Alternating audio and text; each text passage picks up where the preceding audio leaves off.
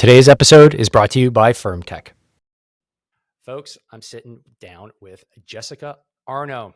Really special guest today because it's a topic that I normally wouldn't have covered had Jessica not reached out to me, but it's very near and dear to my heart, which we'll find out in 2 seconds. But Jessica has been affectionately dubbed the combat midwife by over 100,000 US Army combat medics, flight medics, and soft medics. She's a midwife, paramedic, and EMS educator who has a passion for OBGYN and pediatric emergencies. Jessica has been instructing classes for midwives, EMS, and the military, and she is a published author regarding OBGYN emergencies and how to navigate the out-of-hospital birth. She has personally delivered babies in a variety of extreme settings, including an Afghan refugee camp when the US pulled out of Afghanistan in 2021. Wow, that must have been absolutely wild. So, Jessica, thanks so much for having a chat with us here on the Hard to Kill podcast. How are you doing today? I'm doing wonderful, Dave. Thanks so much for having me on. Yeah, absolutely. Can we just start with how did you start this company? Like, what was the motivator? Because, like I said in the right before we got started, I had an experience, and we'll get into it in a second, with an out of hospital birth at my house. But what motivated you to start this company to teach people how to have an out of hospital birth? Before we get started, I have to ask you one thing, and that is subscribe. 80% of you guys that are watching haven't hit the subscribe button. I know you're not freeloaders, and this is how the algorithm actually understands that you're paying attention. So I'd really appreciate it if you take the 15 seconds to go find the subscribe button, hit it, hit the bell notification, make sure to like the video so that we can get more visibility on what we're talking about here, so that we can get higher quality guests, and so that I can fulfill my promise to you, which is to deliver the highest quality content possible. All right, you know what you got to do? Let's get back to the show. Because there's such a gap in both military and EMS education on how to care for women and children in general, but specifically when it comes to obstetrics, whether it's pregnancy or delivery, even postpartum, it's that's the problem, and let's just drive faster. And the catch-all phrase of treat with diesel is just not an answer anymore in 2025. And I feel like, as cool and sexy as tourniquets and hemostatic agents are, because don't get me wrong, I love those things, that is just as valuable as learning how to care for women and children. And lessons learned from either Afghanistan, Hurricane Katrina, North Carolina, the floods in Texas, other natural disasters that have happened historically, and just the overall temperature, if you will, of what's going on culturally around the world with just so much upheaval. Women just don't suddenly stop having menstruation. They don't just stop having children. They don't just stop having infections that can happen. I have more organs than you. I have a different variety of hormones pumping through my body at any given time. It's the same hormones that you have, just the numbers are different. And so I'm a completely different patient than you. And the military and EMS in medicine in general has historically focused on male patients between the ages of 18 and 44 for years. And while you are very important and we want you to be healthy, we're missing an entire population of individuals, both with women and children. And again, treat with diesel, drive faster, just get them to the hospital is a horrible answer for anyone that's in their education process, but it's also just a cop-out. Women and children deserve the same amount of medical care that men do. And so I found a gap that was just not being addressed, and literally no one wants to talk about it. You bring up vaginas and blood and everybody goes, ew, I don't want to talk about it. That's so gross. And I don't know what's really gross about it. I've seen nastier things out there. Strep throat, gunshot wounds, eviscerations, appendages not attached to bodies. That's way more disgusting than a normal physiological process that happens to women all around the world all the time. There's multiple women giving birth right now. There's multiple children with dehydration. We can talk about all sorts of problems that are going on in the country right now. And those are still going to be patients that we're going to come across. I've had satellite phone calls from students that are currently taking care of a patient overseas, and they're like, I'm so glad I put my ego aside and I listened to you because I just took care of X, Y, and Z, or I just delivered my interpreter's baby. And that isn't really me tooting my own horn. That's just me saying, look, I found a problem that is in our society in medicine, and I decided I'm just going to take it on. I'm going to fix it. So That's really interesting. In terms of birthing, giving birth at home or just outside of the hospital, what does that landscape look like? Because that was an education for me, because both of our children were born outside of the hospital. But until my wife made a decision, like, I'm not going to give birth in the hospital, I was just completely unaware. I was like, well, where are you going to give birth? Like, isn't that the only place you can do it? Like, for me, it's like, you go to the hospital, you wait in the waiting room, she screams her head off, you come in with a cigar and you go, hey, congratulations. And then they take the baby away, they put it in some like incubator, and then you come back and everything's good to go. I didn't have any education on an alternative. So is that something that's more prevalent these days, or what does that even look like? Are more people, having kids outside of the hospital? So where does that fall right now in terms of like in the US?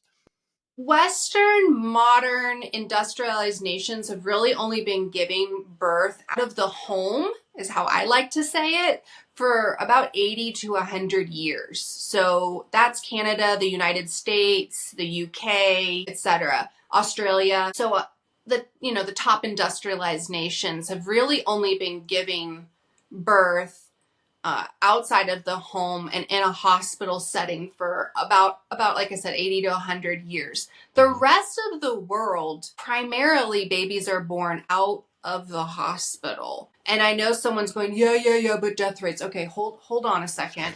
Let's look at the data that's out there, and whatever your emotional feelings are towards the World Health Organization, let's just set them aside for a second, because I hate them too. But let's just put them aside and let's look at the data they've collected. So there's decades and decades of data on the World Health Organization's website that is also attached to Amnesty International, and they have all of the information around the world regarding outcomes for women and babies. So that's mortality and morbidity in almost every country for decades and decades. I can't speak to Canada's. I don't have Canada's numbers memorized, but I will give you the United States. And so out of the top 10 industrialized nations, the United States ranks last. Whoa. Wait, that's child mortality? Mother and child mortality. Okay. And we're talking about the first year, so it's not just birth. So those numbers reflect the very first year of life for the baby, and that's a year postpartum for mom. So that includes labor, delivery, and postpartum. So the United States ranks last. That means the other 9 industrialized nations have better outcomes. And then out of the world, the United States ranks 66. That means that there are 65 other countries that have better mortality rates than the United States. And since you've been around this world, you know that those are going to include third world countries, because there's not that many industrialized nations. So we don't have great numbers. And out of the top 10 industrialized nations, not only does the United States rank last, but it also spends the most money. So the proper question to ask after that is, what is the difference between what the United States is doing and what other countries are doing? And we have almost all of our babies in a hospital setting. It's about 3% of births in the United States are planned out of hospital births. So we are not taking into account the numbers that are accidents or born in an ambulance or whatever. Those are not accounted in that data. That's a really low number And when you look at the other nations, they're primarily cared for midwives. So midwives is the answer, and being out of the hospital is the answer, because that is a money-making machine. It is a medical industrial complex, and it is all about numbers and profit. It has nothing to do with healthcare.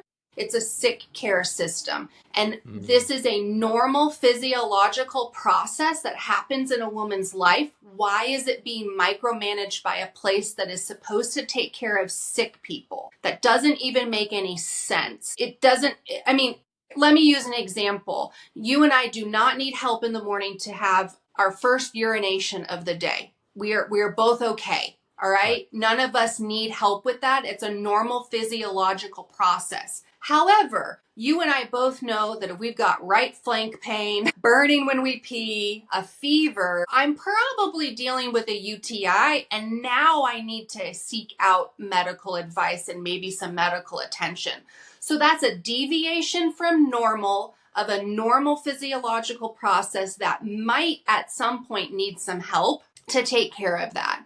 So that's kind of my baseline thought process for people to kind of go, but I thought we were supposed to have babies in a hospital. No, man, we rarely should. So if you look at the World Health Organization's like how they talk about out of hospital birth, they say that less than 10% of births should ever have any sort of intervention. The United States has over a 35% C-section rate, and some cities and states with over a 70% C-section rate. Now look, I have dyscalculia severely, okay? I'm super dyslexic, but I also know that that does not make sense numerically. You cannot tell me that 70% of women in the United States are just broken. Their vaginas don't work. You can't tell me that. That's a lot. That statistically doesn't make any sense. Correct. So there's a financial incentive then for the doctors to do a Absolutely. C-section because there's drugs Absolutely. involved, there's a surgery involved, there's post-op involved. Is that Yes. what we're dealing with? All right, guys, we need to talk about your dick. Not in a jokey locker room way, but in a life-saving way. You see, erectile dysfunction isn't just a bedroom issue. It's one of the earliest warning signs of cardiovascular disease. And veterans, we're at a higher risk than civilians. TBIs, stress, meds, pain, poor sleep, you name it. That's where FirmTech comes in. They make the world's first smart erection ring, and it's kind of a game changer. It's called the Tech Ring, and you wear it overnight while you sleep, and it tracks your nocturnal erections. That's right, real data right to your phone. Wondering what meds, supplements, or diet changes actually work? Now you'll actually know, because when you track it, you can hack it. Discreet, easy to use. You can even wear it during sex to enhance your intimate moments with the missus. They call it the dick bit, and yeah, it actually works. In fact, rings are more effective than pills that you'll get from the VA. And FirmTech's Tech Ring, it's research proven, effective, safe, no side effects, just results. So if you're serious about your health and your performance and maybe a few better rolls in the hay, resolve in 2025 to put a ring on it. No shame in that game, sir. Use code DMORROW at checkout for 15% off your first purchase. Link is in the description. Yes. So when I deliver a baby in an out of hospital birth setting, it takes days, weeks, hours to make that happen, right? Like that's one-on-one care. I'm giving 100% of my time to someone from start to finish of delivering a baby. That's a lot of time. Most women are in labor, and when I say in labor, I'm referring to active labor. I'm not referring to the weeks and days of start and stop pre-labor stuff, which is very, very important, but it takes days and weeks for that to happen. So I'm only one person. I can only take care of one patient at a time. That's not cost effective. If you're running a business, that is stupid business, right? That's just dumb. What do you want to sell more of? C-sections or things that take weeks and hours? From start, you can ask any obstetric physician and they're going to be able to say, yeah, if there's nothing wrong with mom, I can open and close in 15 to 20 minutes tops. Wow. Okay? There's nothing wrong, right? Like there's not some sort of hemolytic issue or something. We're just speaking in normal terms right now. Not, feces hasn't hit the oscillating device, okay? So what I'm saying is that it's super fast. You can do a lot of those. You can bang those out, right? You can do an 8 o'clock, an 8:30, a 9, a 9:30, right? And Wow. that's a lot of money. Now, this is old numeric data, but 10 years ago, the starting price, because that's just the number I have in my head. I don't research this every day, but about $50,000 was the starting price about 7 to 10 years ago for a C-section. Just Mm. the C-section. That's not the anesthesiologist. That's not the hospital room. That's not post-op. That's not the nursing team. That's not the pediatric team. That's not the NICU team. That's a lot of money. So what do you want to sell more of? So then, if somebody chooses in the US, because I mean, our system here in Canada, like we have a publicly funded system, right? So there's not as much of a financial incentive to do the C sections, but from what I understand, there's still a lot of C sections here. In the US, would it make more sense financially to have a midwife and do it from home? Because would the financial burden be less to the actual parents and So therefore make more sense? Like it seems like you would have it'd be a better option if you have a higher chance of a successful birth without complications and it costs less. Wouldn't the market then just like the market forces just have more Americans have births at home? So there are multiple questions. I'm going to answer all of them. I think there is a monetary incentive even in places that have socialized medicine, right? Because time is money. Money is time. Again, I can schedule all the C-sections and still be at home for dinner in the evening. I can still go to my kids' play, Great right? point. Like I don't have to do rounds at babies are born at 3 o'clock in the morning, man. Like that's normally when babies like to be born. They don't care what time it is. They're coming when they come. They come when they come. They do not care. I spend a lot of, sleepless nights waiting on a baby. So when you can schedule all of them, again, money is time. Time is money. If you can schedule your patients, that makes a lot of sense. Think that it is much more cost effective for sure in the United States.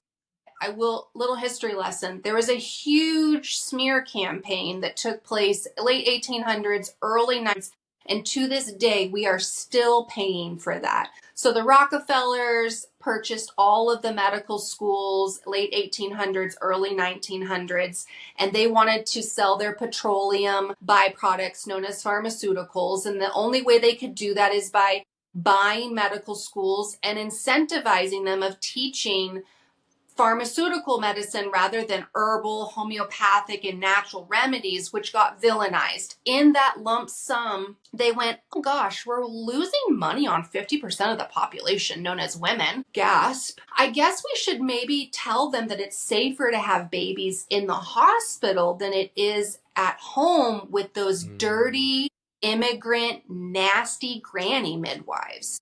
Let's do Are we that. talking about the Irish here? Are we talking about the Irish immigrants? We're talking about everybody because you can literally put the following words: smear, campaign, midwife, wanted poster in your search engine, and you will for real see absolutely wanted posters for these women during this period of time. They made horrible derogatory posters just like they would have made for Billy the Kid, right? And it's sad because these women have knowledge that would have never, it didn't make it to me, right? Because we made them stop doing what they were doing and what they're so good at. So there's lots of knowledge regarding herbs and women's care and care of a newborn that I'll just never know because it died with those ladies because they were so villainized.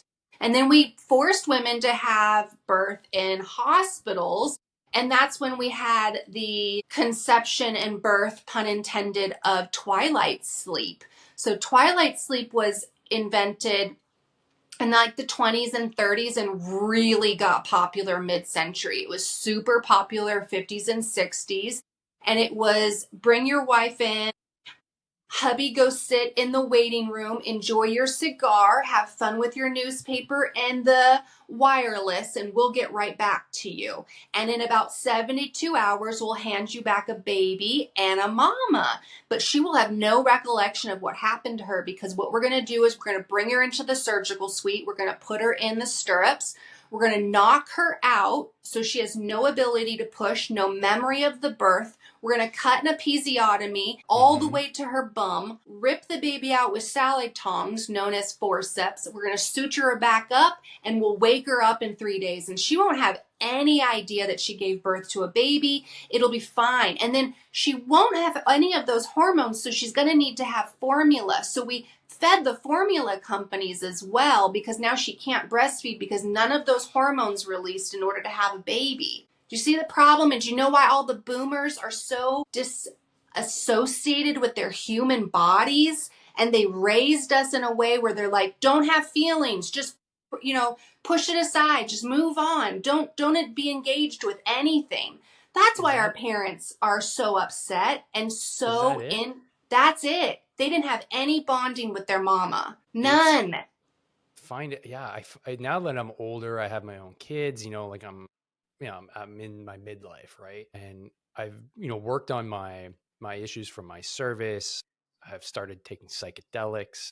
I just feel more open and like more Mm-hmm. empathetic, and I feel like a better connection with the universe. And there's this coldness that comes from my parents' generation. That's Yep. just like I'm like, did I not recognize this before? Because it's very glaringly obvious that there's Yes. this.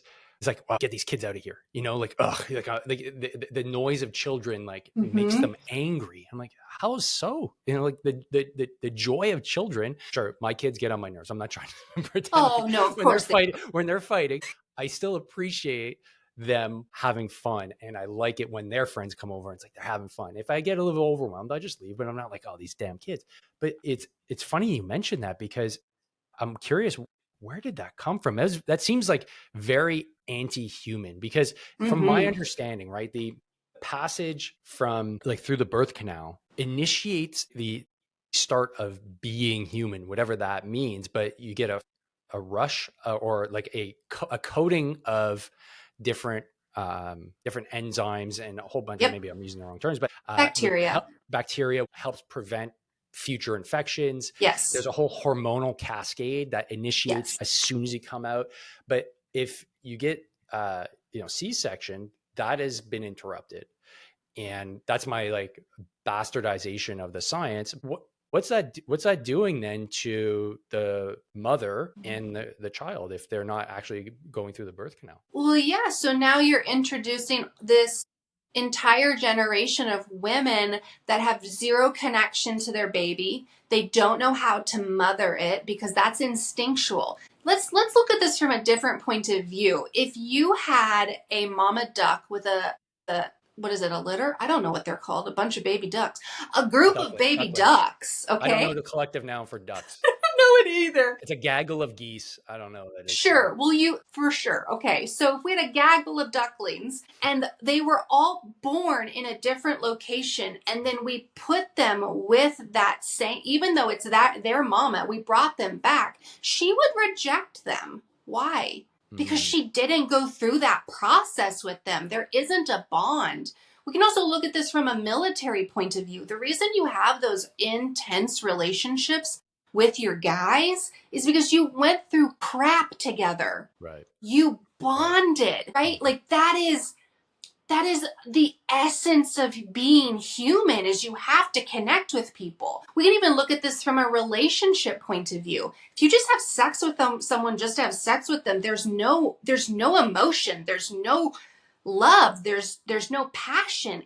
It's just physiology, it's just biology at that point. It's A's and B's going together. There's nothing happening between two humans. Or P's and V's. Yeah, I was, exactly. Much better. Thank you. You're welcome.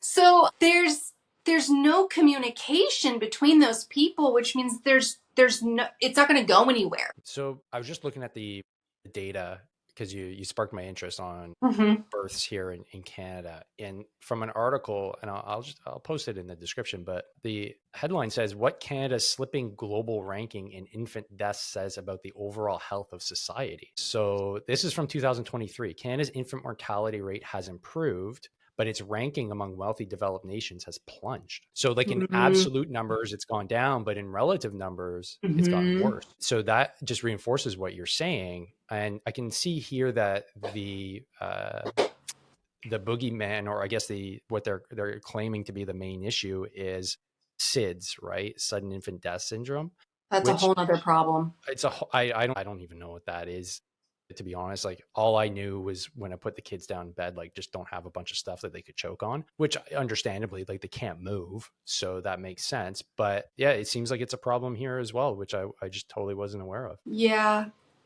I, as a midwife, used to look up to the UK, Australia, and Canada regarding midwifery knowledge and education. I don't anymore simply because they're following suit with what the United States has already been doing. So the very first midwifery program came from the UK, and then, of course, it spread obviously to Canada and Australia. And lastly, it came to United States. And it's just unfortunate because I have great friendships with medical friends in all of those countries, and they're just following suit of now it's we're making hospitals baby factories. Just bring them in, knock them out, pull them out, sew them back up, and hit them Mm-hmm. out the door again. And that's just not medical care. You're missing the human aspect of healthcare, which is it's not I don't care about saving your temple so much as I care about saving your mind and your soul. I'm curious then, like during that whole birthing process, and I guess we can get into the story of my kids. I noticed something really interesting with my wife because I got to be front and center the entire time because I was in the room, I was helping her through her contractions. We're in a calm setting. That was another thing too. There's nothing Mm-hmm. beeping. There was a bath, and it was a process. And I was like, wow, I'm really involved here. This is cool. I mean, obviously I can't do the actual birthings. I do what guys do best: support. And what do you need? Great. And I was able to, watch my son being born, which was the most powerful experience I'd ever had in my life. Like, and it was like immediate. Like as soon as he was out and I had him, I'm getting emotional just thinking about it. Like it was immediate, just cascaded tears, this like immediate feeling like, oh my God, like I need to protect my entire family with everything I have right now. And it's like the switch went on. There was a dad switch that doesn't Yes. turn on until you see your child. Right. And I got to have that experience and literally sleep with my son on my chest that first night, which Yep. I don't think is the norm if you have a child in a hospital. And that No. bonding moment between, me, my wife, and my son in the same bed, like I'll cherish that for the rest of my life. And on like for my daughter, I haven't shared this with the listeners of the podcast, but it was rock and roll. My wife didn't make it to the birthing center, nor did the midwives get there really in time. They were coming down the stairs, and my daughter was being born. I had like my TCCC bag out from tour. I got gloves on. I'm like, all right, well, I guess this is the most human thing I can be doing right now. And like blood and Yeah, guts don't bother me. for So, sure. the stereotype of the dad like passing out when he sees his wife giving birth, I'm like, all right, let's rock and roll. Like, let's do this. But one thing that I noticed about my wife was that like clearly it was painful, but I remember taking a picture of her that there was almost a like when there wasn't a contraction, there was almost a look of I don't know if it's euphoria, but Bliss. bliss. And I was like, is that bliss? Mhm. Like, and she doesn't remember those No. moments. I show them to her. I'm like, oh, she's like, oh, interesting. That was so fascinating to me that Hmm. the human body and women are able to go through this excruciatingly painful event. Yet there's moments in there that the body goes, hey, like you can't just be all in pain. We're going to like press the gas, push the brake, press the gas, push the brake. And then when Yep. it's all done, it's just like, all right, cool. Like that's over. Let's It's bring, like endorphins, endorphins. oxytocin. And like, it's just like the energy you can feel is just vibrating. Like my basement was vibrating with this, Yes. this Yes. life and love. I can't describe it. It's just, It's it's birth just this energy. It's there you go. And it's just, you can't, I don't know, you can't replicate that. And I was just so happy to Nope. have that experience. Like the midwives did eventually show up. They were like, hey, okay, do Oh, this, do this, do this. Like I got to yeah. cut the umbilical cord. Yeah. Like they did get there like in the nick of time, and do it, make sure that, you know, my wife doesn't bleed out and all these like important steps. But that was just a highlight, that it was just such a powerful experience. And I guess I kind of took it for granted. I'm like, man, I guess most people, like, this is what they experience, like, even if it's in a hospital. But I'm Mm-mm. guessing no, because yeah, the mother has an extremely important role, but the dad, like, yeah, it's powerful when you see your kid, I guess, like for the first time after birth. But if you're not in the room and you're not grabbing your son or daughter as soon as they're born, like I don't know, like, are guys missing out too? Like, is this something that's not really discussed either? Is like, you know, Oh, your yes. impact at the moment of birth is something that you'll never forget, and you bond instantly with your kid. No, it's a huge portion of why I believe there's also a big disconnect between men and their children is they're just not a participant. They're more of, at best, they're a bystander. Mm, Normally in the hospital, they kind of just get the whole pat pat. You're just the dude. Just go stand over there. Sit down in that really awful plastic chair if you are going to pass out. And this is like girl stuff. We're going to do girl stuff over here. And I know, ew, vagina, it's just, it's real weird. It's creepy, actually, and I don't like it. To be very honest, even as a midwife, I hardly ever catch babies because most of the time the dads are like, well, I was just wondering, maybe could I like catch my own baby? And I was like, dude, yes, an insurance policy. You are just paying for me to stand in the corner and support you in every twist and turn that this labor is going to take. And yeah, that's not my baby. So if mm, you want to catch the kid you put in there, go for it, man. Like I'm not, I don't get to take it home with me. So yes, make all the decisions, be as involved as you want. And some dads that are like, I'm so nervous. Like, could you help me? Of course, I'll hold your hands. I'll guide you through it. No problem, man. We got this. And I love that. Like, I hardly ever hold babies. I hardly ever catch babies.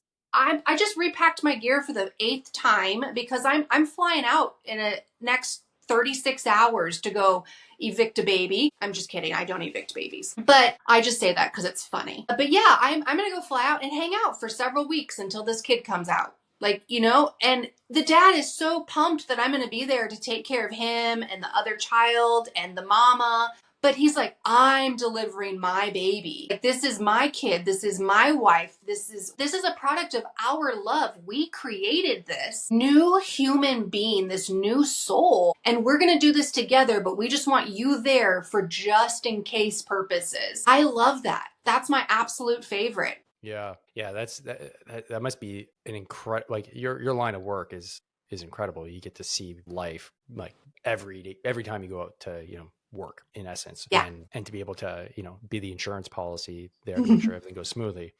Yeah, that's really powerful work. Now, in terms of where things are going, and the reason why I really like what you're doing, and your education piece, is that, I was just unaware that there was any other way to do things other than having kids in a hospital, because we're like two generations removed. Like, once you Hmm. see it and it's on TV, it's like, well, that's just the way it is. But like Correct. you said, it's only been 100 years, and humans have millions of years of evolution Right. that clearly we're able to do this without modern medicine.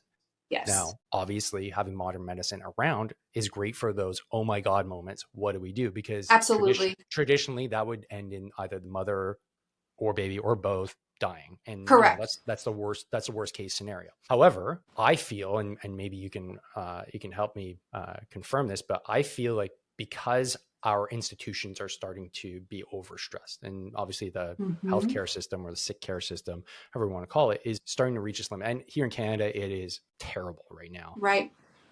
And so I'm predicting that we're going to see a system that's just incapable of having children being born in the hospital, just because they're at capacity. There's nobody to take over. And there's likely going to be a push, a decentralization, because they have to. And that's I going to hope so. require midwives, and a return to, guys, I guess, like the more traditional, which is weird for people to realize, but no, the more traditional way to do it is have your kids at home. Like, my grandparents were all born, as far as yeah, well, my grandmother, yeah, they're from Ireland. So, like, they were born on the farm. Oh, wow. Um, That's amazing. so, like, With that being said, what you're doing is education. Do you, from I guess, a survivability side of things, because Mhm. I see more and more people are going to start, having a homestead, taking care of their own. And Yes. then obviously that leads to more, and probably in the veteran community as well.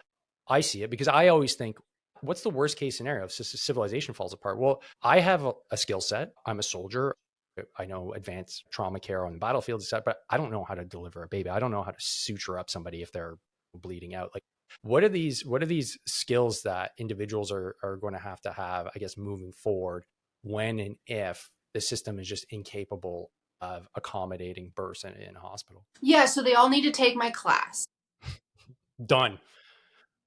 Discount code Yes. is in the description. Done. Yes, exactly. So everybody needs to take the combat midwife course. So I've been training like you did my intro, the flight medics and the Air Force PJs and the combat medics for years, and I love teaching them. And I realized that everyday people need to know this stuff, just like Mhm. everyday people need to know how to do CPR or, um, you know, I would say some moderate first aid would be great, right? Like a bit above and beyond, that's a boo boo. We need to clean it out. I would like people to be really self sufficient, independent, self starters, be able to stand on their own 2 feet. Yeah, I've done a lot of really cool stuff and I've been super duper blessed to be able to do all that, but I am only on this planet for a short period of time. And so my goal now is really to take all of the knowledge that I've been able to glean from the military, from my home birth practice, and the classes that I have been teaching to the military guys and gals for years. And I've whittled it all down to the bare minimum of what you need to know that should in the entire society collapse, should a horrible disaster take place, or you're just like, I'm done. I'm fed up with what the government offers us. I don't want to do it anymore. I'm tapping out. Then you can just take a course like mine, just like you would take anybody else's cool medical class, and be like, now I have these extra tool pieces in my toolbox. And so it's an all day 8-hour class. I bring really fun mannequins. They're all wearable. So you get to kind of go through the birthing process. It's super fun. And I have all sorts of people with all sorts of backgrounds in my class. I have EMS providers that maybe work in rural situations. I have current and post military guys and gals that are maybe doing deployments with all the fun, lettered agencies. You can fill in the blanks with that have used all of these skills all over the world. So yeah, I'm going to be in my comfy little arena in Texas doing all the fun things that I do, but I've been able to expand myself to other people and be like, here's my knowledge. I'm going to pass you the torch to this really cool stuff. And it's fun because now I get to hear these stories of, had I not taken that class or had I not heard that knowledge bomb that you were able to give, I wouldn't have been able to do X, Y, and Z. That's super cool. And I say that about people that I've taken classes from, right? So this isn't me tooting my own horn. This is me simply going, the power of education is really intense, because no matter if you're learning how to operate your weapon, if you're learning how to operate your vehicle, if you're learning a new skill about how to care for your home, these are all things that you get to put in your toolbox of knowledge that you'll eventually learn at some point and go, whew, I'm so glad I know how to do that. Mhm. And these types of classes, while mine is super duper niche and I get that, it is valuable and it has been able to help people. I mean, think about what happened in North Carolina. There Right. were weeks and months that people could not get to definitive care. So I'm not just teaching you hut hut hike blue 42. I'm teaching you everything from your patient or your wife has a UTI. Here are the items you have in your house that I pretty sure is going to fix that situation. Or, hey, you have a 3-month old infant that is really dehydrated. Do you know what to do with that? Because you only have a couple of hours and you're going to have a dead baby on your hands. Mm, yeah, that's incredibly important to have just a general understanding of. I had a great chat with Jason Khalipa, who's the CrossFit Games champ from 2008. Mm-hmm. And I asked him like, hey, like, what are your priorities for, being like a, competent human? So he's like, okay, fitness is the base of the pyramid. I'm like, okay, cool. He's like, and second is first aid. And I'm like, oh, interesting. Mm-hmm. I wouldn't have assumed that. He's like, yeah. Then after that, like combatives, and then after that, like firearms training. I'm like, well, why is first aid in there? He's like, well, because in terms of like your everyday life, you're way more likely to have to Yep. intervene on a first aid basis. Yes. Car accidents, kids getting hurt at the playground. These are the way more common events that are going to be everyday occurrences for folks Right. rather than getting in a gunfight. So Yep. he's like, but you need to be fit in order to be able to like react to them. So if you were to, let's say, for a newbie who doesn't really have a background in first aid, what would you say is and let's assume parent, okay, new dad, what would you say, or new mom, what would you say are the top three like first aid skills that every new parent should have? So you can't have a baby with me unless you do the following things. You have to have taken an entire CPR course, and I mean the full course. So not just the AED and adult, it needs to cover pediatric and infant with that as well. And anybody who will be caring for the child must take that class. And I ask really diligent questions. So I'm really on top of my families. The other one is you have to sign your little one up for, we call it ISR in the United States. It's Infant Swim Resources. So that teaches Mm, infants from the age of 6 months to 6 years, I believe it is, on how to, if they were to be submerged in any type of water, how to roll over to their back, float, and call for help. And so you have to have your unborn child signed up in a class, which will be at their 6 to 7 month mark, or mm, I will fire you as a client. You will not have your baby with me. And then the other is you have to have your car seat installed by a car seat technician. That's what we call them in the US. And so in order to have me come and deliver your baby, those are the three basic things I say that all parents need to do. And I think those are really great starting points. I'm thinking about adding a fourth to that, and that is there's a couple books on safe sleep that I really require. There's a host of books that are required reading for all of my families, again, to stay in care with me, and one of them is sweet sleep. And so that's all about teaching parents the actual sleep cycles of babies and what those look like, and so we don't have sleep injuries or deaths. mm-hmm. The garbage that we've been fed by propaganda medical institutes is that babies need to be flat on their back in another room, sleeping in a crib, and that is not biologically sound, nor is it medically sound, and it's just a pile of rubbish. And so I'm here to squash that garbage too. So okay, well, I'm glad you brought that up. We had we had the kids. Our kids are 2 years apart, 2.5 years apart. So we kept the kids as long as possible in bed with us. Now, as long as possible, that was months, if I remember correctly. It goes so fast. Sure. Um, but I know that I'm pretty sure my parents, it was like no, immediately, like in a crib. And Mm-hmm. is that due to the same philosophy that like, hey, you just give birth quietly, like there's no actual human part, and then when you actually have the children, you keep them separate in their own room so they like build resiliency? Is that like the notion that took Yeah, over it's in like like the you're trying 50s to and build 60s? little Navy SEAL You're trying babies. to build like, yeah, you're trying to build like super stoics without any Mhm. love. You're just like Yeah. creating them to be these like emotionless robots. Yeah. Is that kind of the thinking So behind it, that you'll correct. harm your baby if they sleep with you because you could roll over them and like because I heard that too. I'm like, no, Right. I was hyper vigilant when my kid was in bed with me. Like I don't think I moved because Correct. just You like didn't. the genes were there to Yes. like protect. Like I felt them breathe on my neck. I was like, oh yeah, okay, and I would wake up, right?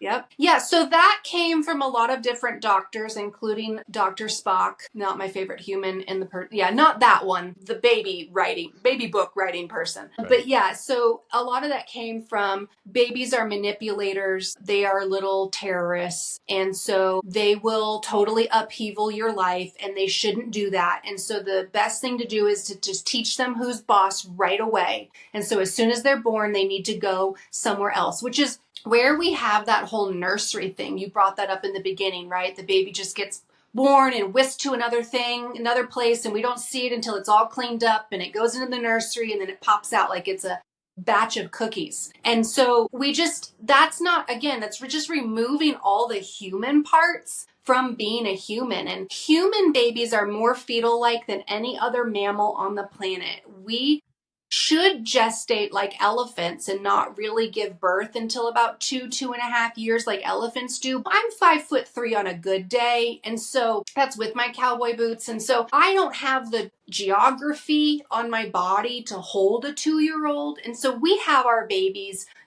at about that 10 lunar month time frame in order to then keep our babies on us after that. And so if you look historically at motherhood, babies have always been in a wrap on their mamas, and they're breastfeeding, and then they're sleeping, and then they're sleeping on their mom's chest. You don't put babies down. Babies don't do well. Every parent has said this. I finally got them to sleep, and then I put them in the bassinet and they start crying.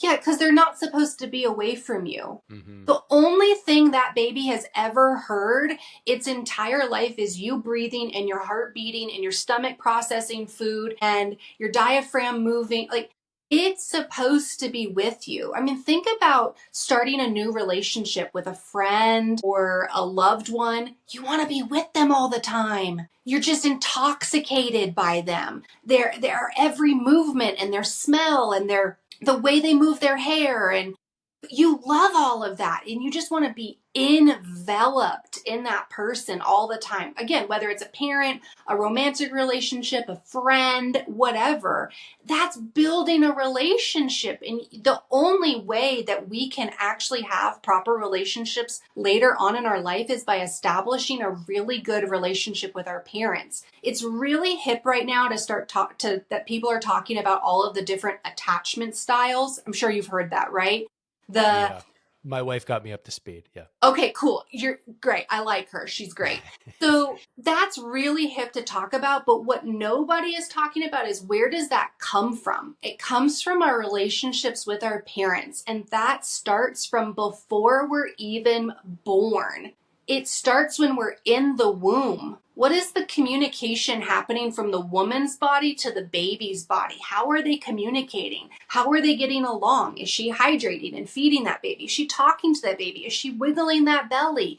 Is she enveloped in this pregnancy? This all starts before the baby's born. Yeah, the birth is super duper important, that's a great puzzle piece of what I do, but it happens way before. The relationship happens way before the baby's ever born, and then it's everything that happens after the baby's born. You have a good solid 5 years to build a relationship with your kids, and if you don't connect with them then, the likelihood of you connecting with them ever is slim to none. Yeah, I've heard that too. And there's also the side of epigenetics, which, yes, I love that. I love the study of epigenetics. Me too. Having I trained in biochemistry, and classically we took a Darwinistic approach, like your genes are your genes and that's it. And then the idea that you can affect your genes and turn them on with different behaviors and environment was kind of like, nah, there's no evidence of that. Like, that doesn't make any sense. But now totally there's plenty real. of evidence. And when you're a baby and when you're a kid, you can absolutely start turning on genes that need to be turned on for long-term health. Mm-hmm. From, hugging your kids, even from a dad's perspective. I read somewhere that, just giving your kid a hug, mm-hmm. it's like the best antidepressant you could possibly have, because that literal connection is starting to flip on genes epigenetically that normally wouldn't be turned on. And we're talking about energies before, that energy that you build within your family, that's priceless. And you can't just do it. There's no pill. There's literally mm-hmm. nothing you can do other than what you're talking about here, which is hug your kids, make sure they're close, and build those bonds, especially early on. But, for those that, I guess, maybe missed the mark, maybe because due to poor information. Sure. I don't want them to feel like there's no hope. Like, I was going to get there. Yeah. I was going to definitely bring that up. So we get to that. Like, now we're like multiple years past birth. What do you do if you and especially a lot of us are deployed, so that, a lot of us deployed and we missed the birth of our kids, Yeah, and like yeah. Oh, that I've must be delivered. heart wrenching. You must have been there. So like, Yeah. then how do you start rebuilding that process, especially as a dad? Yeah, for sure. So I would say that really great the best parenting model out there is attachment parenting. And so sometimes that gets coined gentle parenting. And then you've got people that are on both ends of the spectrum going, gentle parenting is why we have all of Gen Z and they just don't want to do anything and blah. And that's an absolute pile of garbage. So let's identify what that is. Gentle parenting, also known as attachment parenting, is not a synonym for permissive parenting. So Mm-hmm. permissive parenting is the kid's the boss, they do whatever the heck they want. It's if the kid runs the show, there's no consequences.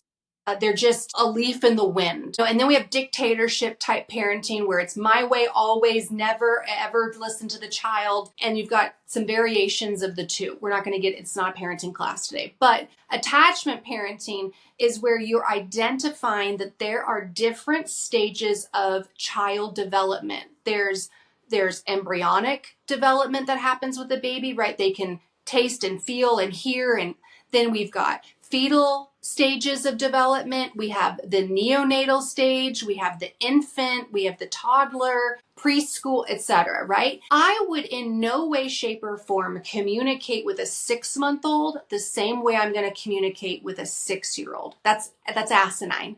It's idiotic. But we do it all the time, right? We've got parents out there that are like, this 6-month-old is crying. This is ridiculous. He's trying to manipulate me. No, he's telling you his butthole hurts because he has a rash. He doesn't have words. Right. He's using his Tolkien language to communicate with you. I'm sorry that you don't speak Elfin. Right? Like he's only using the language that he has available to him, and it's your job as an adult to not let your childhood trauma be pushed onto your child because you're an adult now. That means that you put your big girl panties on and you put your big boy boots on and you're in control of your emotions. A child never, ever, ever makes you feel X. That's your own shit. That's a very stoic way of looking at things, right? Nobody makes you feel anything. You make yourself feel something. Correct. And now there are exceptions to those rules. Okay, I'm speaking very broad terms here, but in no situation is a child ever making you feel X. That's idiotic. So you're telling me that someone that has zero bodily autonomy, is 2 foot tall, barely knows how to go to the bathroom on a toilet, and they made you feel bad. They made you feel embarrassed at the grocery store. That's insane. So Right, you yeah. care more about Susan, who you'll never see again in the store. You'll never see her again. You're more concerned about her feelings and what she thinks about you and your children than the child that you're going to have a relationship with for the rest of your life. That's not sane. You should talk to someone. Well, I'll have to be honest. That's the reality for me anyways, that really forced me to just try and be better.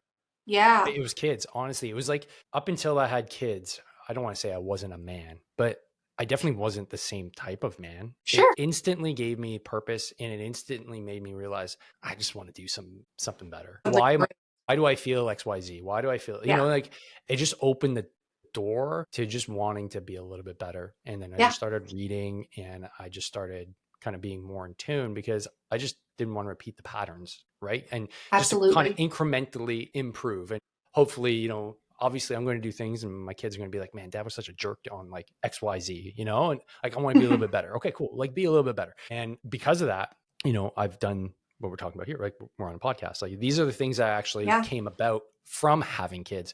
And the crazy thing was, before we had kids, I was like, man, I couldn't imagine having kids and like, how would I get everything done? Well, I've done more since having kids, started a company, like They're your purpose. they're exactly, they like inject this, Yes. yeah, this energy that is vibrational, that comes from Generational. exactly. And, to not really go with it, would have been, for me, that would have been a huge regret. So that being said, that was really good intel. I love that. And especially for a lot of guys out there too, right? That I know some guys that they just have trouble connecting because they miss those key moments because they're always gone. Right. Yeah. And So it must be heartbreaking. I would tell those dads to wear their babies, to wear their toddlers, and to create that closeness. Take your shirt off and wrap that baby around you. Strip that Yeah. baby down to a diaper and wrap that kid on you and spend time with them. Not only will it build a connection between you and your child, but it will build the bridge that is always messed up between you and your spouse.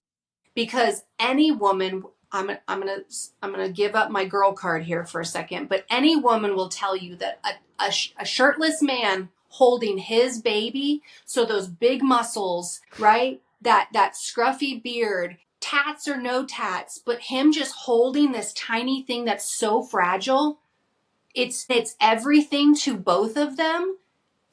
uh yeah, that will build connection on a spiritual level that I don't actually have English words for. So until you've experienced that yourself, and I know you have because you talked about it with being able to hold your baby after they were born, that changed you forever. You are never the same man that you were before holding him. Yeah. And this happens to women because we're holding them inside of us, right? So from the get-go, this is happening to us, and we're trying to explain it to you. We're trying to share it with you, and you're like, yep, baby in belly, got it, Got it.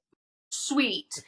But then after I, deliver the placenta and I clamp and cut the cord, and I'm like, I got to take care of mommy now. So daddy, take your top off, okay? And you're looking at me like I'm a weirdo. And I'm like, I don't care about looking at, just hold your kid, right? And you hold them for the first time. It's like, wow, but you can recreate that stuff. And to think about all the parents who have adopted children and they have these really tight bonds, it's because they're listening to someone that's telling them this.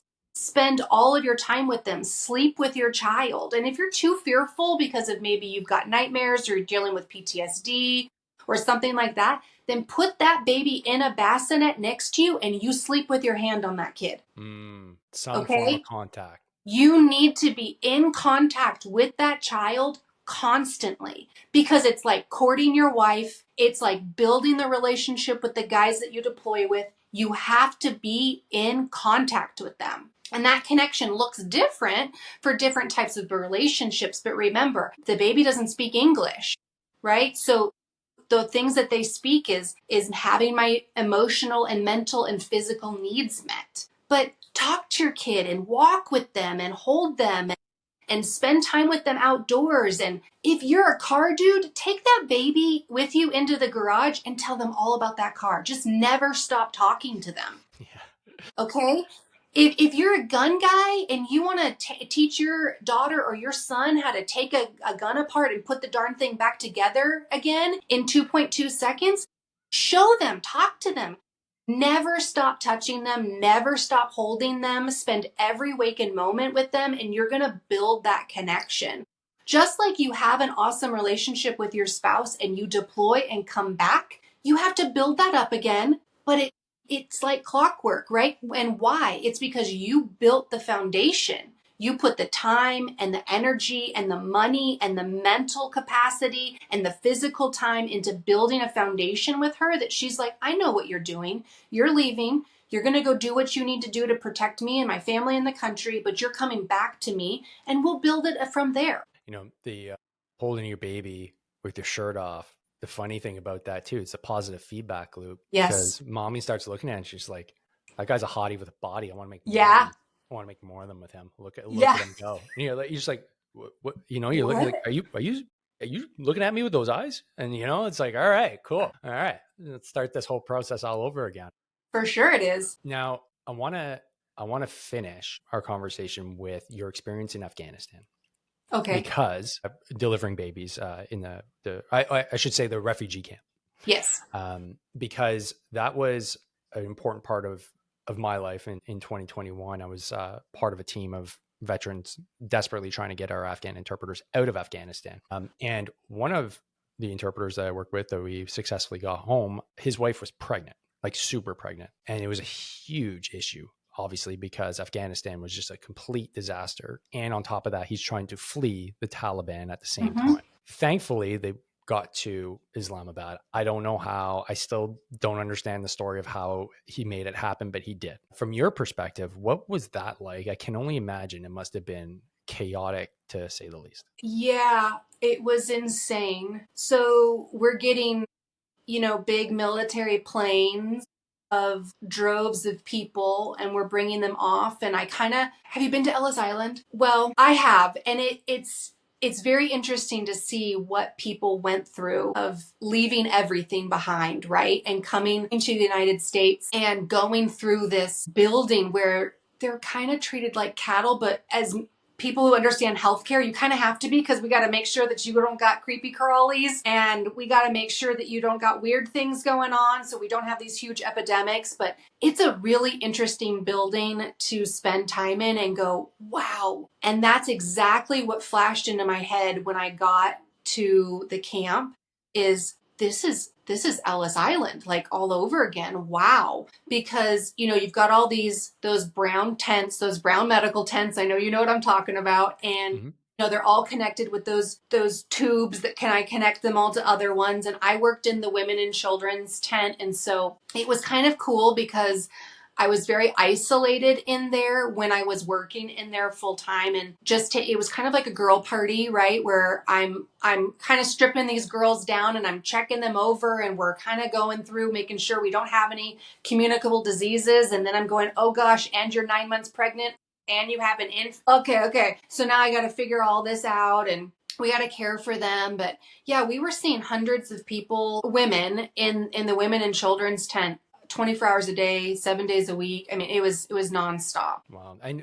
was that in Afghanistan? So I was at Fort Dix, which is in New York, Oh, okay. So New Jersey. you're on the intake for folks coming Yep. initially from. So yeah, okay. So they were really like they had just the clothes on their back. Literally the clothes on their back. The stench is obviously horrific, right? Because they're traveling from wherever the heck they're traveling from. Then they were living on the tarmac forever, right? And then they're getting smushed onto planes. Then you got that flight, and then there were multiple stops to different countries, but they're not leaving the plane. They're not leaving the right. So it's just I'm dealing with UTIs, yeast infections. I'm dealing with other communicable diseases. I'm dealing with STIs. I'm dealing with people that are being trafficked. I'm dealing like there's a whole bunch of gamut of stuff going on, and I've got about 5 minutes to see everybody, right? Because I've got to get them through, and you're just processing them in and out. And then once the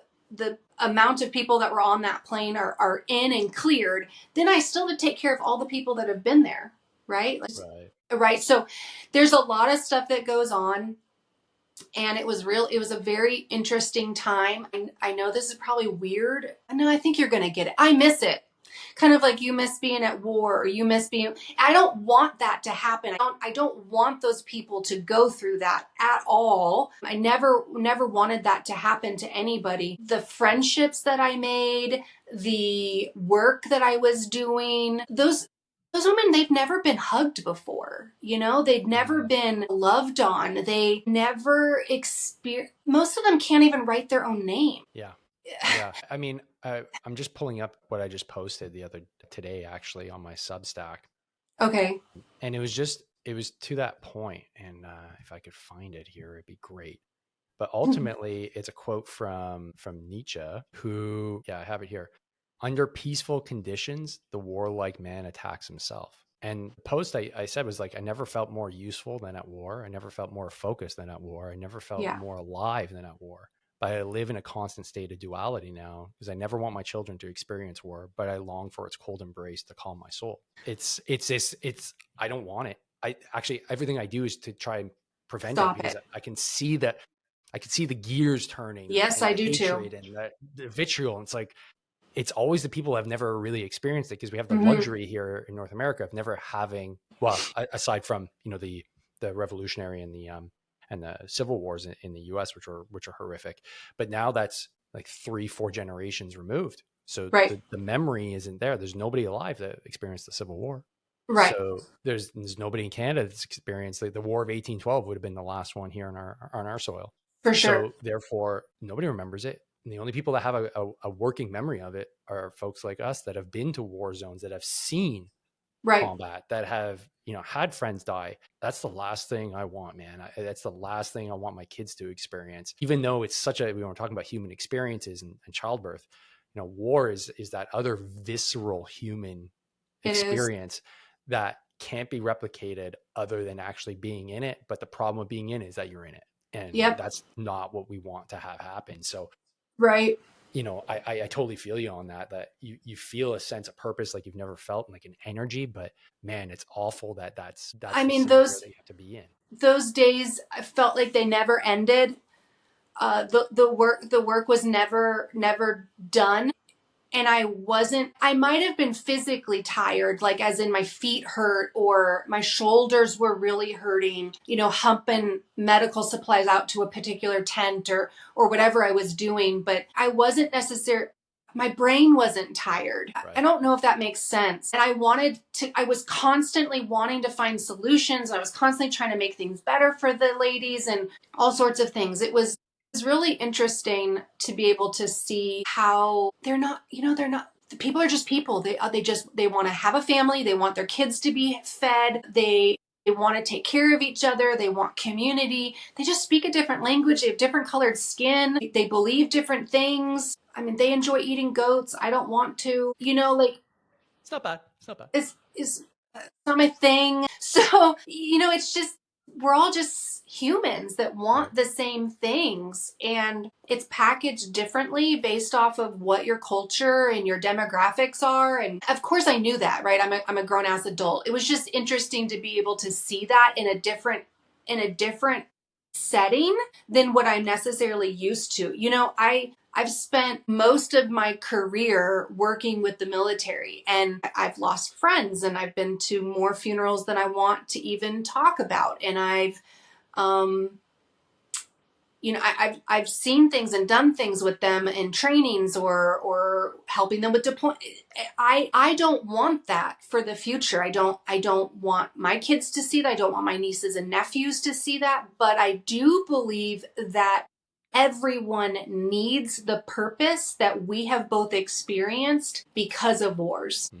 I love it. So, Jessica, before we wrap up, what's your main vision, and what would you like to see happen through your work in the coming years? I would like to see people feel more self sufficient medically and specifically in relationship to women and children's care. I would like to see more families bringing birth home. And I would like to see the medical community, whether that's military medicine, EMS, traditional civilian medicine, stop stifling women's care, children's care, and birth in general, and stop monetizing it. It's a normal physiological process. And I really want humans that I interact with leaving my courses that are taught all over the country. I want them to walk away from it going, I can do that. I may not want to, but if something bad were to happen, if Gaza was to be in my backyard instead of a country over there on the other side of the water, if it was to happen here, I would know exactly how to take care of these women and these kiddos. I could do this because I hear her still small voice in my head, and I can do that. I love it. So, for folks that are really interested in your course and how they can actually get involved, where should people go? So combatmidwife.com is my website. It has all of my socials. So if you're a Facebook person or an Instagrammy person, you can hang out with me there. And it has all of my courses all over the country. It has my emergency combat midwife emergency OB kit, which you can get there too. And I've made it super military friendly, where you can put it in your aid bag or use it in the kit that it comes in. And they can hang out with me there. I have tons of free information. I've been on lots of podcasts, so if you just really love listening to me, you can listen to those. I've written books. I've written articles for EMS World. So I actually have an open source book that's available, and you can read that for free on my website. So there's lots of fun things on there. Awesome. Jess, has been a really eye-opening conversation. I'm not going to lie. Thank You you. know, having a little bit of experience with my kids having been born at home was eye-opening for sure, but learning the kind of the broader scope and, why we're so inclined to have kids in the hospital, and also, what are the forces that are keeping us from, having a more human like birth, was really eye opening. I think folks are really going to get a lot of insight from that. So I really appreciate your time, and keep on doing what you're doing. I love Thanks. it. Definitely going to keep following you on Instagram. It's just wild to see those reels. I'm like, man, that's really, really cool stuff. Thank you. Yeah. And folks, make sure to go check out Jessica's stuff. And especially for those that are, looking at homesteading and, planning for the end of the world, we got to keep on making babies if the end of the world's coming. So Yes. get, get qualified, get your skills set up, and become literally harder to kill. Make sure your family is hard. So Jess, thanks so much for your time. And folks, don't Thank forget you. to train hard, fight easy. See you on the next one. Peace.